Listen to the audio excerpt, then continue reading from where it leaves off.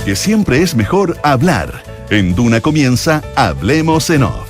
Opinión, conversación y los temas de la actualidad en perspectiva, junto a Consuelo Saavedra y Matías del Río. Auspicio de Somos GTD, más que tecnología. Cervecería AB InBev, por más motivos para brindar. TEC, en el mundo de la minería, el mundo debe estar primero. Conoce la nueva plataforma de inversiones de BTG Pactual. Mita Rentacar, AFP Habitat, Universidad Andrés Bello, acreditada en nivel de excelencia en todas las áreas. Clínica Alemana, si es tu salud, es la alemana. Digitaliza el área de recursos humanos con Talana. Y en Consorcio, te damos el respaldo que necesitas para avanzar en todos tus proyectos. Duna, sonidos de tu mundo.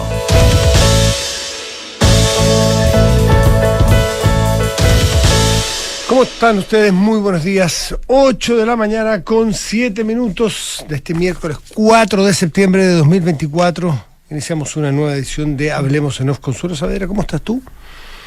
Hola, ¿cómo estás? Muy buenos días. Muy buenos días. Estaba leyendo, acá salió como el informe final de una investigación de ese accidente espantoso, que al final se demostró que no es un accidente, porque tenía que ver con un montón de problemas regulatorios y de recortes de presupuestos, etcétera, etcétera. De la Torre Grenfell, acá en Londres. Es un incendio en un edificio muy alto de vivienda social, en el que murieron más de 70 personas. Y ardió por los 4 costados, a vista y paciencia de todo el mundo. ¿Cuánto tiempo hace eso ya? El 17.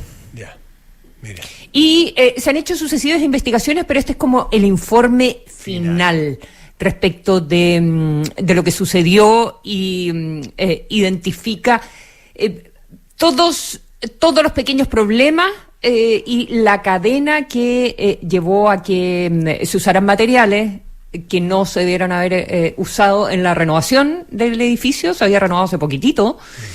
Y que llevaron a que esto se incendiara completo y las personas no pudieran escapar. Es un caso horroroso, dramático, y que habla de la mala regulación y la falta de regulación y regulaciones más laxas respecto de la construcción de la vivienda social, y es una herida abierta acá porque, bueno, el edificio todavía está ahí y con la posibilidad de que se abra después de este informe una causa civil, qué sé yo, y criminal respecto de lo que pasó. Bueno, los 4 de septiembre en Chile tienen históricamente la carga del recuerdo de los días en que había elecciones presidenciales, antes del 11 de septiembre del 73, en ese otro escenario institucional que existía. Y el último que hubo y que se recuerda mucho es el triunfo de Salvador Allende. Pero el 4 de septiembre moderno, sobre todo después del año 2022, se recuerda y quedará marcado como el día de aquel plebiscito que ganó el rechazo por una avasalladora mayoría sobre el apruebo. Vamos a conversar sobre eso hoy día. Es un día muy marcado y se ha analizado bastante qué es lo que pasó, aunque la historia indica que es todavía muy reciente, capaz para sacar muchas conclusiones. De hecho, todos, no sé si me equivoco en algún caso, pero todos los protagonistas, todísimos, están vivos, activos, opinantes, y la historia requiere cierta calma y cierto reposo. Pero bueno, 4 de septiembre que nosotros tenemos que hacernos cargo también de nuestra actualidad, no solamente de la del 73 o del 22 o de lo del 17 que mencionas tú. Y la actualidad está bastante marcada por la reunión de anoche, Consuelo, de la reunión del Cerro Castillo con el presidente Gabriel Boric y algunos subministros y las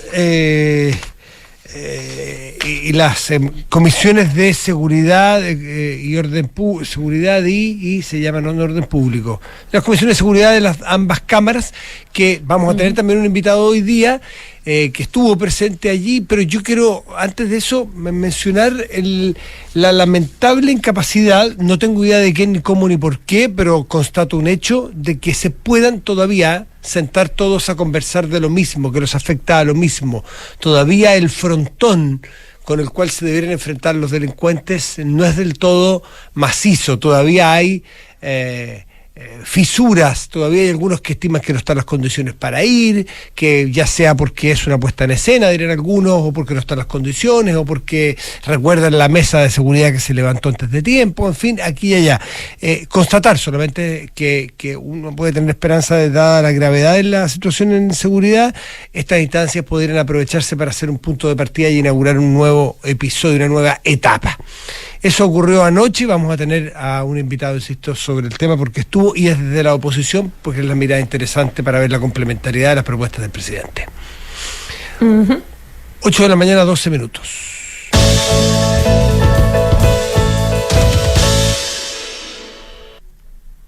Siguiente tema en competencia. Siguiente tema en competencia, ya. Es que como estamos esperando hacer la comunicación, estoy... en eso estamos, en ese fino aquí organización estamos, y ya está con nosotros justamente a propósito del 4 de septiembre de hace 2 años, hay tantos 4 de septiembre, queremos conversar con Fernando Atria, académico de la Universidad de Chile, ex convencional constituyente. Fernando Atria, muy buenos días, gracias por recibir el llamado de Duna, ¿cómo estás? Buenos días, Matías, Consuelo, un gusto conversar con ustedes. Igualmente. Lo mismo digo, muy buenos días. ¿Qué reflexión, no sé, con qué sabor en la boca, por usar una alegoría mala, pero se entiende la idea, estás hoy a 2 años de la votación que rechazó ese proyecto de constitución? Bueno, evidentemente, si de sabor en la boca se trata, por cierto, es un recuerdo lamentable. Yo lo lamento, creo que fue una mala cosa. Creo que era una posibilidad de enfrentar un problema que se perdió y quedó un problema entonces sin solución. Y estamos en alguna medida observando ese hecho, creo yo, ¿no? De que estamos en una situación en la cual la crisis que se desató desde octubre quedó como negada, pero evidentemente no solucionada. Y eso, por cierto, es una mala cosa para el país. Uh-huh. ¿Y en qué sentido lo estás viendo hoy, de esa oportunidad de hacerse cargo de un problema que finalmente el mundo político no lo estaría asumiendo? Bueno, yo creo que aparece de distintas maneras. Hay la misma incapacidad o dificultad de enfrentar y solucionar los problemas que demanda, por así decirlo, la gente del sistema político. Se reitera, ¿no? Lo mismo que ocurrió antes de octubre del 19 sigue ocurriendo ahora, ¿no? Y pasa con la reforma de pensiones, pasó con la cuestión de las ISAPRES, que solo en la hora nona fue posible hacer una ley corta para evitar que el sistema colapsara totalmente. Eso mantiene a una, creo yo, ciudadanía que está totalmente desafecta del sistema político institucional, los partidos políticos, etcétera. Hay una conciencia de que el sistema político como existe, como está, no funciona, pero una aparente imposibilidad de darle una solución. El proceso constituyente se suponía que iba a avanzar en esa dirección y por distintas razones no lo logró, falló, y falló 2 veces. Y claro, yo creo que es curioso pensar que cuando desaparece o se muestra insuficiente una posible solución al problema, justo en ese momento el problema también desaparece. No, el problema no ha desaparecido. La crisis de legitimación, la distancia de la ciudadanía con la institucionalidad política, es tan grande como era antes. Está, por cierto, sumergida en algún sentido, claro. Ya no hay manifestaciones en la calle. Pero yo creo que es bastante claro que los problemas que llevaron a lo que ocurrió en octubre del 2019 y los días posteriores, las semanas, meses posteriores, están todavía ahí pendientes. Fernando Atria, mirado con un poquito de perspectiva, porque ha pasado re poco tiempo para hacer historia sensata y tranquila, ¿no es cierto? Pero no queda otra porque el tiempo no ha pasado. ¿Es adecuado o es la mejor alternativa intentar hacer cambios como lo que pretendieron ambos procesos, pero particularmente el que estamos hoy día recordando y tú participaste, tan cerca de un estallido tan profundo y que remece tanto una sociedad? ¿Es lo deseable intentar hacer cambios tan profundos o lo razonable, lo que uno debería esperar por la experiencia, es que sea en otros momentos, en momentos más de calma, aunque sé que es bien teórico y es bien iluso pensarlo, ¿no es cierto? Pero ¿cuánto afectó que estuviese tan cerca el 18 de octubre?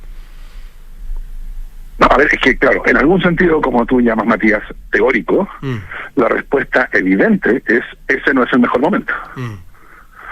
Porque evidentemente en esos momentos las posibilidades para la conversación política están seriamente dañadas. Claro.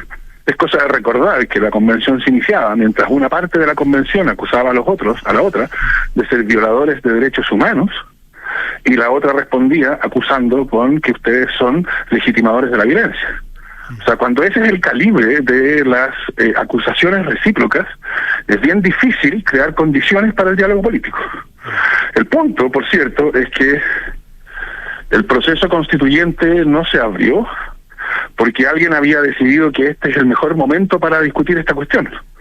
No se abre para enfrentar una crisis. Por cierto, que habría sido mucho mejor que antes de que el país estallara, la cuestión hubiera podido ser enfrentada. Fernando, eso fue lo que intentó la presidenta Bachelet, por ejemplo. Pero recuerdo, y tú habrás participado, yo participé, muchas personas participamos, con las familias incluso, de un proceso constituyente, un proceso de elaboración constitucional en los cabildos, en los barrios, y en otra calma, en otro tono, y se generó una propuesta, claro que la clase política la desoyó, pero tenemos una prueba de que era otro modo de discutir un par de años antes, previo al estallido. ¿Qué lecciones se saca de eso? Bueno, precisamente, yo creo que ahí, respecto de esa pregunta, Matías, la cuestión debe ser ¿por qué no fue posible enfrentar la cuestión constitucional, el problema de legitimación política, antes de que el país estallara? Porque evidentemente, si hubiera sido posible, para decirlo en rápido, un proceso constituyente antes de que el país estallara, como pretendió Bachelet, si eso hubiera sido posible, las condiciones para la conversación política habrían sido distintas, y lo probable, lo sabemos ahora, el resultado habría sido distinto. Entonces, claro, pero por otro lado, lo mismo de lo que comenzábamos antes, la incapacidad del sistema político para tomar decisiones realmente transformadoras, fue lo que hizo imposible ese proceso constituyente entonces. Y entonces obligó a que el proceso constituyente se planteara como reacción, como vía de solución de una crisis crítica. Y claro, ese momento, el momento de la crisis crítica, es un momento que no es digámoslo así, no es el mejor. Y esa es la reflexión que, a mi juicio, ha faltado en todo esto. Porque lo máximo a lo cual llega la reflexión es: queremos que todas las personas que participaron con entusiasmo del proceso constituyente hagan una autocrítica. O sea, lo que nos importa es verlos flagelarse en la plaza pública diciendo: yo cometí un error. Pero ese punto, creo yo, esa es la demanda, por así decirlo, más sofisticada que ha surgido. Pero la cuestión importante es: ¿por qué el proceso constituyente solo fue posible en esas condiciones, en las condiciones más inadecuadas, pero necesarias? ¿Por qué no fue posible antes? Me deja sin ninguna posibilidad Fernando Atria. Estamos conversando con el profesor Fernando Atria, ex convencional constituyente del Frente Amplio, sin ninguna posibilidad de preguntarte qué habrías hecho distinto o qué cuota de responsabilidad asumen desde el Frente Amplio frente a al fracaso del proyecto al final. Pero te lo pregunto igual. Me dejas como una persona superficial, pero bueno, lo asumo.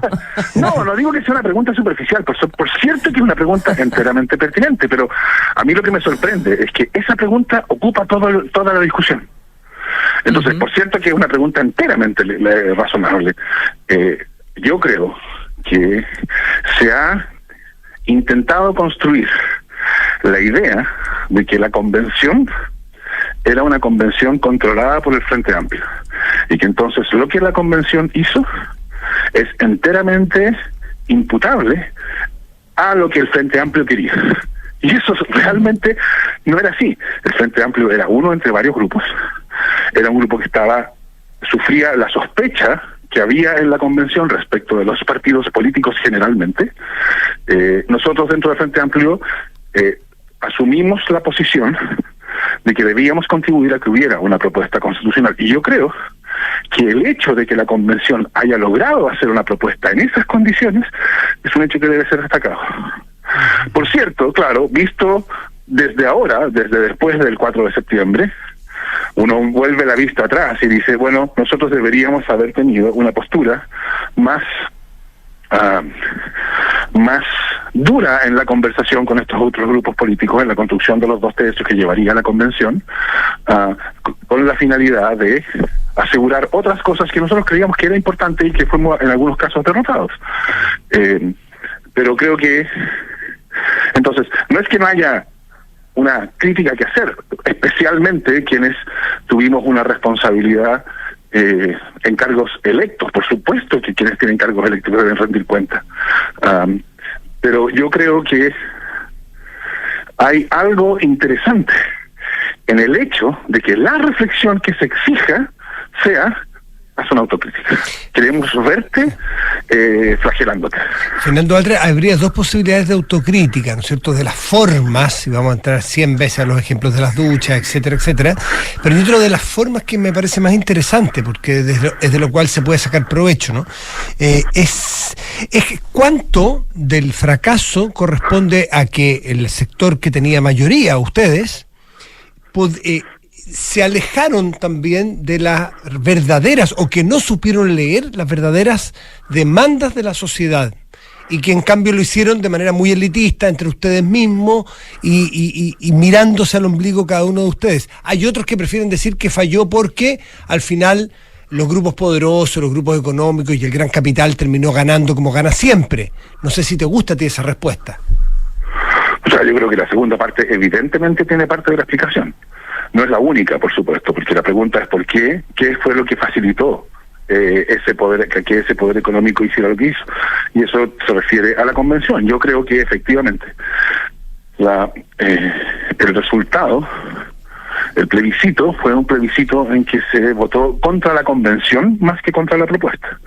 Y lo digo simplemente por la razón de que cuando uno escucha las razones que hoy día se dan para describir la manera en que hoy día se describe la propuesta, bueno, no corresponde a la propuesta que se votó, ¿no? En fin, esto ya esta discusión no tiene mucho sentido, ¿no? Pero yo escucho hoy día la descripción que se hace de la propuesta rechazada y no corresponde a esa propuesta. Entonces yo creo que lo que había era, la convención tenía una pretensión justificada o injustificada, y no estoy hablando de mí, estoy hablando de la convención. La convención tenía una pretensión de representar a los que habían estado siempre excluidos de la política institucional. Y esa pretensión hizo que la convención precisamente no fuera un órgano del cual se pudiera decir la izquierda tenía el control, porque no había tal cosa como la izquierda, como yo creo que sí había una derecha que tenía el control en el Consejo Constitucional. Ahí había partidos políticos de derecha que sumados tenían 2 tercios. En la convención lo que había era distintos grupos de independientes que recelaban entre sí porque los independientes miraban a los partidos políticos como el Frente Amplio, el Partido Socialista, etcétera, con sospecha, porque ustedes son los que han estado siempre integrados, nosotros somos los que hemos estado siempre excluidos. Y eso entonces hace que sea un error, creo yo, sea trivialmente algo que es simplemente incorrecto decir, que en la convención, o lo que hizo la convención, es lo que la izquierda quiere, o lo que la izquierda podía hacer, y que la izquierda debe rendir cuentas porque la izquierda tenía el control de la convención. No es así. La convención estaba mucho más fraccionada, un fraccionamiento mucho más profundo del que hoy día se dice que hay en la Cámara de Diputados.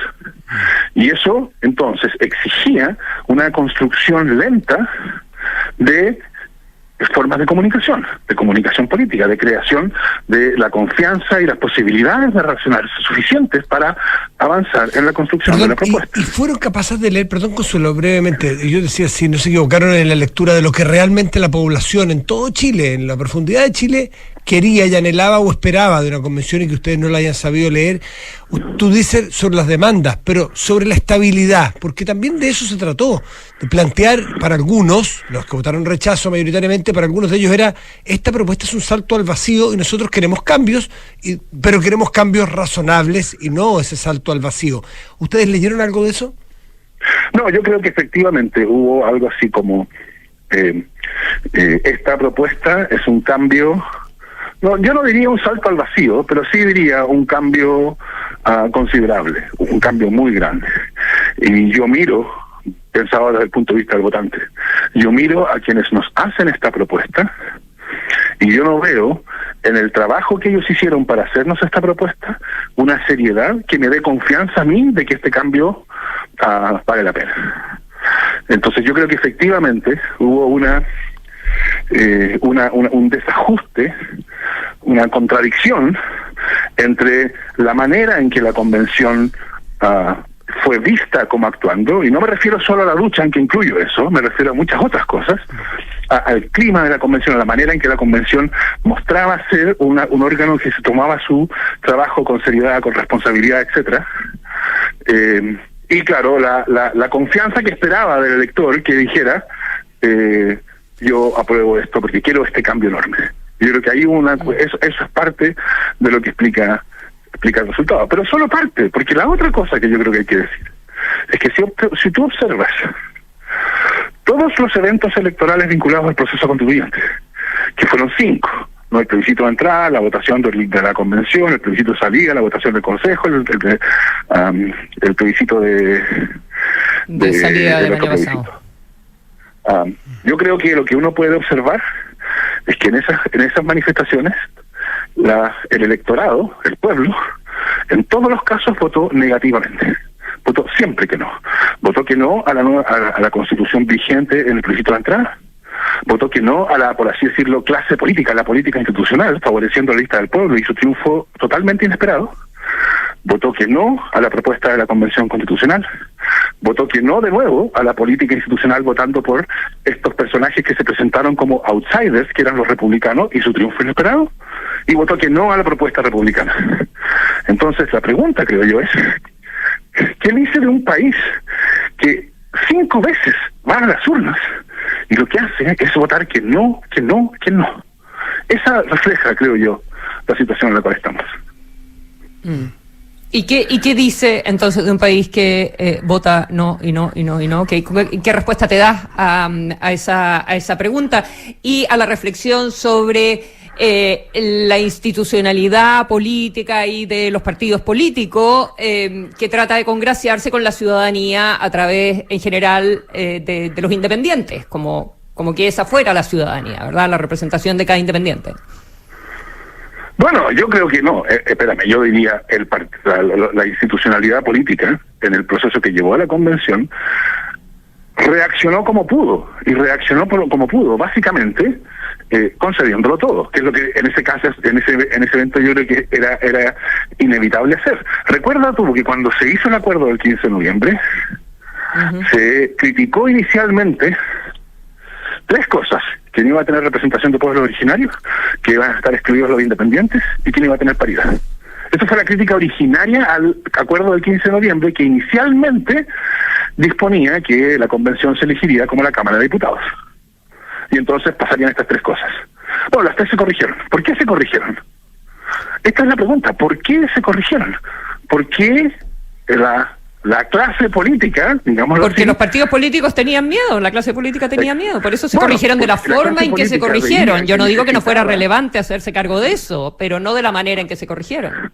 Bueno, la pregunta es en esas circunstancias, ¿cuánto espacio de hecho tuvo la política institucional para reaccionar? Y la respuesta estuvo bien poco espacio. Y eso llevó a las características de la convención. Entonces, ¿qué es lo que dice? ¿Cuál es la respuesta a la pregunta? ¿Qué dice de la sociedad chilena? Ha dicho que tengo un electorado que vota sistemáticamente que no. Bueno, yo creo que dice que estamos en una crisis de legitimidad de la política institucional profunda. Yo no quiero hacer ninguna prognosis de a dónde va a llevar esta crisis, no quiero hacer ninguna predicción, porque cualquier predicción que haga después se interpreta absurdamente como si fuera algo distinto, como si fuera una amenaza, como si fuera una advertencia. No, yo no quiero hacer ninguna prognosis. Lo que estoy diciendo es, cuando uno ve hoy día cómo están las cosas, y bueno, sobre todo, porque además se van sumando nuevos antecedentes, que es lo cual va a ser el efecto que va a tener en esa distancia ya bastante grande entre la ciudadanía y la política institucional, todo lo que es razonable pensar que se va a saber a propósito del caso Hermosilla. En fin, yo creo que estamos en una situación bien crítica por eso, pero es una situación no crítica en el sentido en que era crítica el 15 de noviembre. Claro, pues ahí se temía por la estabilidad institucional mañana. Ahora es crítica en un sentido menos notorio, menos evidente. Y entonces yo creo que va a pasar, aunque dije que no iba a hacer predicciones, pero yo creo que desde el punto de vista institucional lo que va a pasar es que va a haber lo que hubo antes de octubre, negación. No, si no estamos tan mal, no, si todo esto fue exageración, no, si fue solo la interpretación, y eso no es la mejor manera de enfrentar el problema. Fernando Atria, es un juego peligroso porque la posibilidad de decir que no puede contestar hipotéticamente es una salida. Y yo he hecho este esfuerzo con personas que votaron que sí el año 88 y que han evolucionado hacia una cosa más razonable y dicen, mira, no sé qué votaría hoy día porque uno estaba entre dos opciones, pero claramente es mejor que haya ganado el no. Te lo dice muchísima gente que votó que sí, gente moderada, gente tranquila, gente de buena fe. Yo te hago la misma pregunta a ti, moderadamente, de buena fe, ¿fue mejor para el país? No que hubieras votado, porque tú eras convencional, ¿fue mejor para lo que ha pasado después y para adelante? Y no solo por los contenidos, sino por el contenido, por los efectos políticos, que hubiese ganado el rechazo o hubiese sido mejor que hoy día estuviese funcionando esa nueva constitución que ustedes redactaron. No, yo creo que sin duda era mejor para el país que ganara la prueba. Yo sigo pensando eso. Y lo que eso habría llevado es a un proceso que habría sido largo, como siempre es largo, de ajuste de la nueva institucionalidad, o sea, de la vieja institucionalidad a la nueva. Eso no es una cosa, porque se discutió así, ¿no? Se discutió como si la aprobación de la Constitución significara de un día para otro que todo cambia. Y no significa eso, significa que empieza a cambiar, pero con un sentido distinto.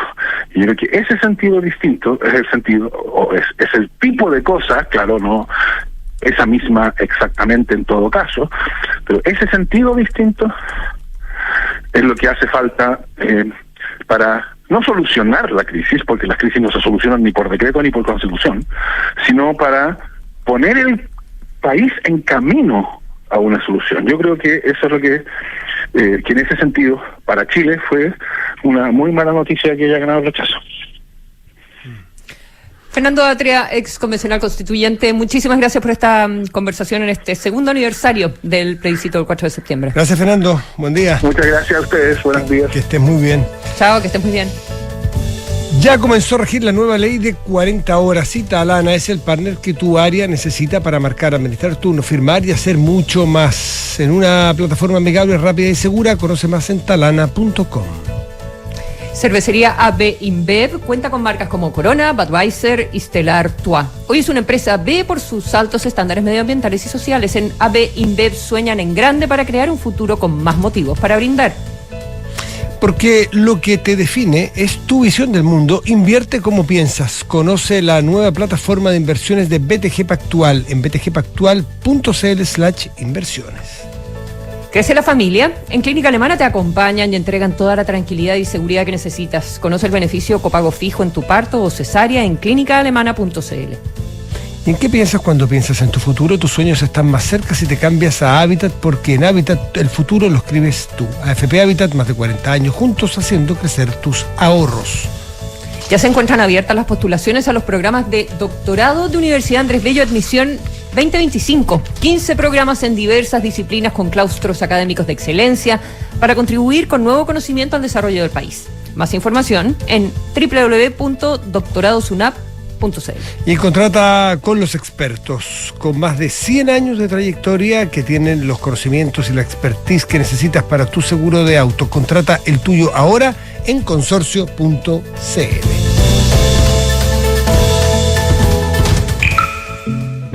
Anda tan lejos como puedas ver. Cuando llegues ahí, serás capaz de ver más allá. En Duna, el banquero estadounidense JP Morgan. Duna, voces, inspiración y sonidos de tu mundo. Si sabes que de los errores se aprende, pero prefieres aprender informándote, invierte como piensas. Conoce la nueva plataforma de inversiones de BTG Pactual en btgpactual.cl/inversiones. Ya entró en vigencia la Ley Karin y en Talana podemos apoyar a tu organización. ¿Necesitas un canal de denuncias confidencial y fácil de usar? Con nuestro módulo Centro de Requerimientos tendrás un canal de denuncias interno que te permitirá trazar la información y gestionar fácilmente las denuncias respetando la confidencialidad. Entra a talana.com, conoce nuestras soluciones y construyamos un espacio laboral preventivo y seguro para todas y todos. Talana. Tecnología humana. ¿En qué piensas cuando piensas en el futuro? Quizás te imaginas descansando en el campo o haciendo ese viaje que siempre soñaste. Esos sueños están más cerca si te cambias a Habitat, porque somos la AFP número 1 en rentabilidad en todos los fondos desde el inicio de los multifondos. En Habitat, el futuro lo escribes tú. Cámbiate en afphabitat.cl. AFP Habitat, más de 40 años juntos haciendo crecer tus ahorros. La rentabilidad de la cuota de todos los fondos entre el 27 de septiembre de 2002 hasta el 4 de agosto de 2023. La rentabilidad es variable, por lo que nada garantiza que las rentabilidades pasadas se repitan en el futuro. Infórmese sobre la rentabilidad de su fondo de pensiones, las comisiones y la calidad de servicio de las AFP en el sitio web de la Superintendencia de Pensiones www.spensiones.cl. TEC presenta Primero lo Primero. Que más mujeres nos sumemos a la minería es muy importante, pero asegurar el respeto, las oportunidades y nuestro desarrollo es primordial. En la vida hay que tener muy claro cuáles son las prioridades, y en la minería también debe ser así. Proporcionar los metales que importan para la transición energética es nuestra prioridad. Conoce nuestro compromiso con la equidad e inclusión en tec.com/Chile. TEC. En el mundo de la minería, el mundo debe estar primero. Cuando tomas una cerveza Corona, una Budweiser o una Stella Artois, conectas con Cervecería AB InBev y nuestro compromiso con un futuro sostenible. Elaboramos el 100% de nuestros productos con energía renovable y entregamos agua segura a más de 15 comunidades en Chile. Gracias a estas y otras iniciativas, hoy somos Empresa B. Cervecería AB InBev, por un futuro con más motivos para brindar. Advertencia: el consumo de alcohol en menores de 18 años se encuentra prohibido. Somos GTD, una compañía de tecnología que crece en el mundo. Somos más que miles de kilómetros de fibra óptica para darte la mejor conexión en tu hogar y en tu trabajo. Somos más que una robusta red de data centers para acompañarte en la digitalización de tu empresa. Somos más de 3.000 profesionales para entregarte la mejor experiencia. Pero el más que nos hace diferentes es el que logramos juntos. GTD, más que tecnología. Este 18 extra largo tiene muchos destinos para viajar, pero ¿dónde partir está claro? Desde Mita Rentacar. Porque si vas a Pirihueco o Panguipulli, viajas con la consentida o vas con tu amigo el Guatón Loyola, puedes tener un 18 inimitable, con las oportunidades que Mita Rentacar tiene para ti con precios especiales para fines de semana largo. Aprovecha los días inimitables este 18 con grandes descuentos y date una vuelta con Mita Rentacar. Este 18 extra largo, elige tu destino, nosotros te llevamos. Más en mita.cl. ¡Papá! ¡Te compraste auto nuevo! ¿Les gusta, niños? ¡Sí!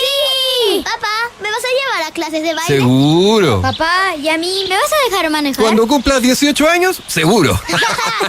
Ya, súbanse, vamos a dar una vuelta.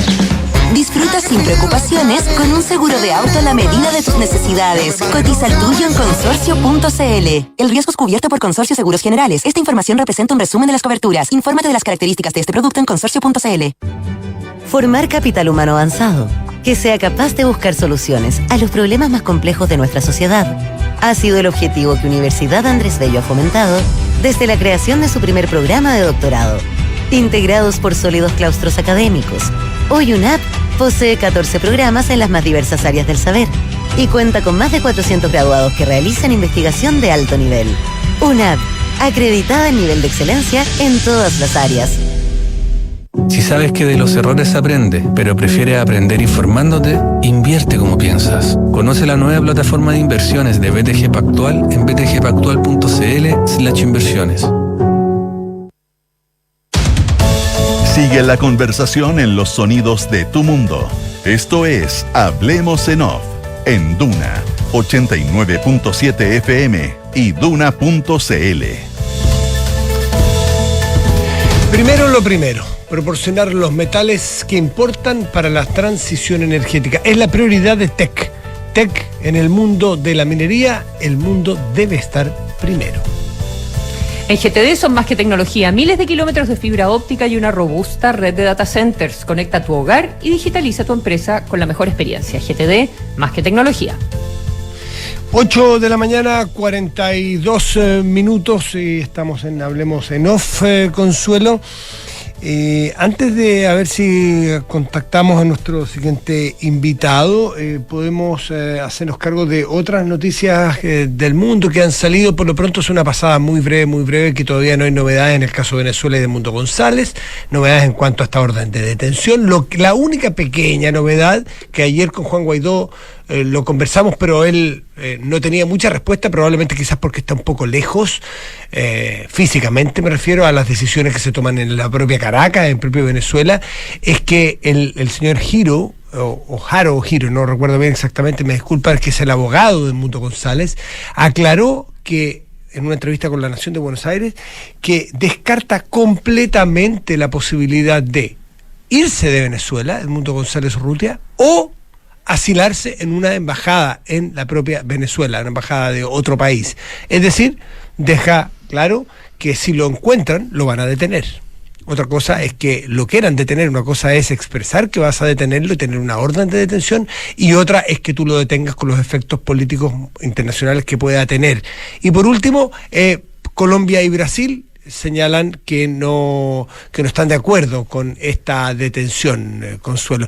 Lo que habla también entonces en que Colombia y Brasil no reconocen la institucionalidad, porque si hay una institucionalidad autónoma de justicia o una entidad auxiliar de la justicia que determina que hay que detener a González, bueno, uno no tendría por qué oponerse, ¿no? Lo que habla entonces en definitiva o subyace a esto es que no confía Brasil y Colombia, y no lo dicen probablemente de manera explícita, en que son confiables las instituciones que administran la justicia hoy día en Venezuela.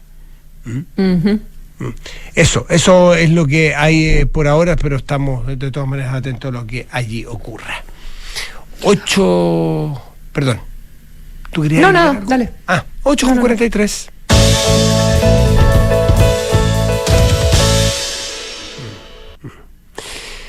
Otra información. Ok, vamos a la...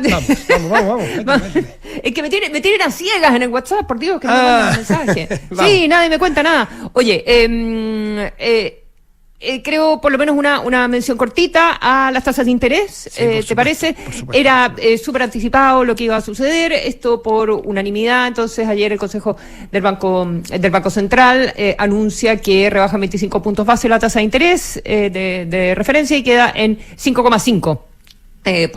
No tanta novedad ahí, pero sí respecto de lo explícito sobre lo que se vendría para el futuro, porque dice que el análisis de, las series, etcétera, desestacionalizadas, muestra caída del consumo, resalta este análisis la caída del consumo, dice el Consejo del Banco Central, y la estabilidad de la inversión, y por lo tanto se hace necesario poner un poquitito de aceleración a a las bajas que se vienen, y eso evidentemente que es la mayor novedad respecto de una inflación que estaría controlada a pesar de las alzas que tuvimos en los meses anteriores, evidentemente que la situación afectada por la luz, afectada por las cuentas de la luz, por la electricidad, exactamente, pero vamos a tener 2 meses con una actividad económica en agosto, y así lo anticipó el ministro de Hacienda, en septiembre por el feriado largo, la semana en agosto por los efectos que tuvieron los cortes de luz en la actividad económica. Entonces, una actividad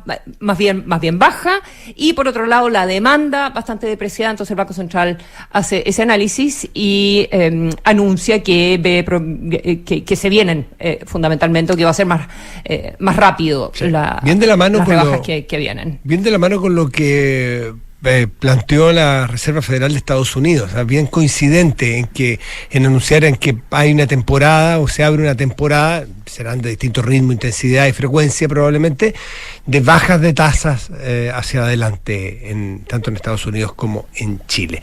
8:46, Consuelo. Ahora sí, presentamos a nuestro siguiente invitado, que nos costó un poquitito establecer la conversación, pero no hay tiempo que perder. Es el diputado de la UDI, Jorge Alessandri, miembro de la Comisión de Seguridad de la Cámara de Diputados, y que anoche estuvo en el Palacio Cerro Castillo. Diputado Alessandri, muy buenos días, gracias por recibir el llamado de Duna. Muy buenos días, Matías, gracias a ustedes por el contacto. Consuelo. Hola, buenos días, soy Consuelo Saavedra. Diputado, ¿cómo está, Consuelo? Muy bien, gracias. ¿Cómo estuvo anoche la reunión? ¿Con qué resultados concretos sale del encuentro con el presidente y con las autoridades vinculadas entonces a la seguridad? Primero, muy positivo que se haya dado la reunión. Fue una reunión larga, franca, una medida que me parece muy bien de no entrar celulares, no solo para evitar que te grabe un diputado inescrupuloso, que también por la concentración, porque te abocas a los temas. Nos habría encantado, por supuesto, esta reunión en 2022, pero bueno, más vale tarde que nunca. Pudimos hablar de cada una de las carteras involucradas: defensa por el despliegue de las Fuerzas Armadas, justicia principalmente por el tema cárceles. Y yo destacaría que reunión de seguridad citada por un presidente del Frente Amplio, y el 90% del tiempo lo dedicamos al tema migración. Por lo tanto, ese enamoramiento, esa cosa romántica del planeta sin fronteras, vivienda, del programa inicial de ellos. Otra cosa es con cuenta que la migración irregular puede hacer mucho daño, que la migración regular y ordenada es ayudar al crecimiento del país, y el hecho de gastar 90% del tiempo en eso y el otro 10%, diría yo, principalmente en el tema cárceles, te dice que el foco ha cambiado un poco, de que los problemas de seguridad son hoy día prioritarios. Lo mencionó el presidente, dijo: en nuestro gobierno inicial, seguridad no era prioridad, y nos llegó este balde de agua fría al asumir y nos hizo cambiar las prioridades. Interesante lo que plantea, pero lo relevante mirado desde la oposición es que si ustedes estiman que ese cambio de mirada es una convicción profunda y sincera, o es funcional a las demandas de la población hoy día, ¿cómo lo perciben? Yo soy bastante sincero en el caso del presidente, pero cuesta mucho hacer la bajada a los mandos medios y directivos. El diputado Longton hacía mención, por ejemplo, a una circular de la Junji que decía: tendrán primer privilegio o primera posición en la lista de espera en los jardines Junji los migrantes. O algunos detalles, el director de Migraciones, donde da algunos derechos a los migrantes, incluso irregulares, hablan del arraigo laboral de los irregulares, y eso es reconocer que les vas a dar algún tipo de perdonazo a raíz del enrolamiento, en fin. Falta que baje, porque eso de sentarse en el sillón de O'Higgins y del balde de agua fría, yo creo que le llega muy nítido al primer mandatario, pero cuesta mucho que vaya premiando. Yo siento que hay buenas intenciones, pero faltan métodos y faltan plazos y fechas concretas. Si usted tiene plazos, fechas concretas y encargados, son un sueño las cosas, pero no un proyecto. Nosotros le pedimos claramente respecto a los 30.000 migrantes irregulares con orden de expulsión. Le dijimos: presidente, ¿qué está a cargo de encontrarlos y expulsarlos? Los hospitales públicos no tienen la lista, los colegios municipales no tienen la lista, el metro no tiene la lista, Transantiago, entonces, ¿cómo lo están buscando? Acogió esa preocupación y dijo, mire, sí, yo voy a designar muy pronto un encargado de ese tema, y yo le hice el paralelo con las cárceles. En las cárceles sabemos perfecto que Luis Cordero es ayer en una entrevista en un diario de la tarde decía, quiero construir quiero saltarme los planes reguladores y quiero concesionar. O sea, en ese caso, todo transparente, todo claro y todo nítido, encargado y concreta. En cambio, en el tema de expulsiones, por ejemplo, todo demasiado en la nebulosa. Como ese tema y evidentemente solucionar. Estamos con algunos problemas en la comunicación. No sé si se estaba moviendo, diputado, pero se corta un poquito. No se está moviendo ya. Gracias. Gracias por eso. Pero se entiende, se escucha bien. Sí, se entiende. Ya. ¿Hubo compromisos nuevos respecto o asuntos que se van a anunciar respecto de migración? Principalmente hubo una revisión del Fast Track 2.0. Reconocimos ambos lados que en ese listado habían quedado proyectos importantes fuera, proyectos que se van a evaluar, meter dentro. También ahí sí que diputado Alessandri, ahí nos fuimos un poquitito a la interrupción definitiva, que no lo entendimos la idea, pero vamos a hacer una reconexión, que nos espere un segundito el diputado. Consuelo, estaba mirando y fui a la fuente para chequear alguna que me han comentado, tiene que ver con la migración. Fíjate que para estar alerta, le vamos a preguntar al diputado si se conversó este tema, que hay organismos vinculados con la migración en Venezuela y en la zona norte de nuestro continente que ya alertan de un aumento del flujo de venezolanos cruzando a Colombia y Brasil, fruto de los hechos políticos recientemente conocidos que todavía no tienen resolución. Eso necesariamente, si miramos la historia reciente, va a tener repercusiones en el resto del continente y en Chile. Retomamos con el diputado Alessandri. ¿Se escucha bien ahora? Menos bien, pero quizás más constante. Exacto, menos bien, pero mejor. Ahora sí, sigamos. Estábamos repasando, usted nos estaba contando que habían algunos proyectos del Fast Track de seguridad 2.0 que habían quedado afuera y que la idea se estaba considerando que era importante retomarlos, y ahí nos quedamos. Efectivamente, y en las urgencias del Senado el Ejecutivo estaba lento. Iván Flores, presidente de la Comisión de Seguridad, dijo, mire, yo en una semana más quedo sin proyectos en tabla para discutir. Ahí el tirón de orejas para las Express, esto de que tenía que poner las urgencias también para la tramitación en el Senado. Por supuesto. Déjeme preguntarle en lo político. Estoy viendo qué pregunta cabe el poco tiempo que queda, pero sí, en lo político, el que la oposición no haya ido en bloque. Se puede leer de varias maneras, porque, bueno, obvio tienen miradas distintas, otros que están sacando cálculos de corto plazo algunos, y otros que sencillamente no les gusta dialogar, no quieren dialogar, pero ¿cuánto gana y quién gana cuando no son capaces de sentarse todos en una mesa a conversar con un tema que nos afecta a todos? ¿Cuál es la autocrítica que hacen? Porque hay parlamentarios de ustedes que, no de su partido pues, fundamentalmente, pero si republicanos, si amarillos, que prefirieron no prestarse, entre comillas, a este diálogo.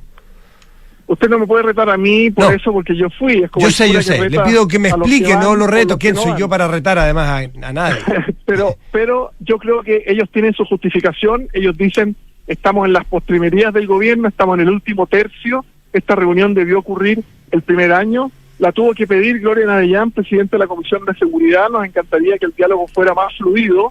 Y nos hemos visto enfrentados a anuncios, pero al final ninguna medida concreta. Entonces, yo entiendo que estén frustrados, pero desde mi punto de vista es muy importante cuando te llama el presidente de la República a hablar de un tema tan relevante para el país, aunque estés enojado, aunque creas que no han hecho suficiente, aunque creas que no han cumplido sus promesas, sentarse y contribuir.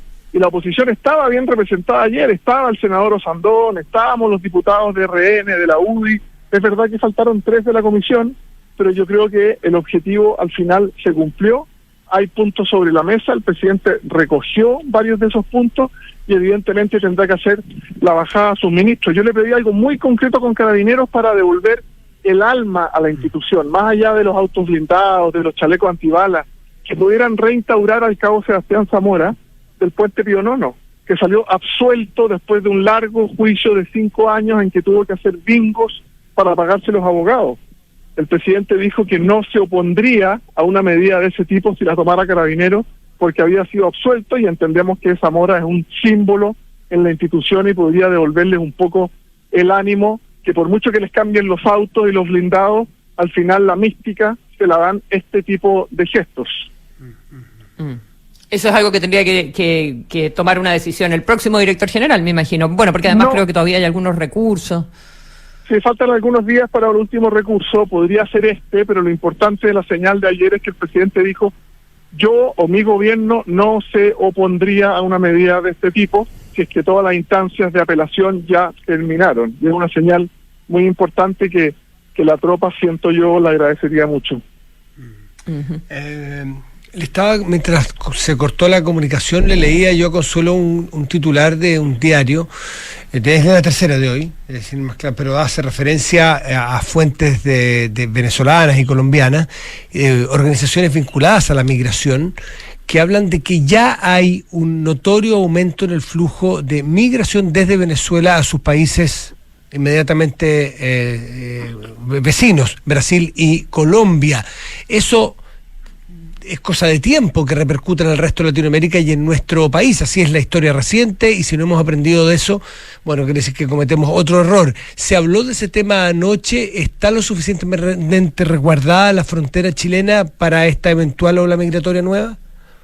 Se habló de este tema, los números más pesimistas hablan de hasta 400.000 nuevos migrantes irregulares que podrían pasar la frontera.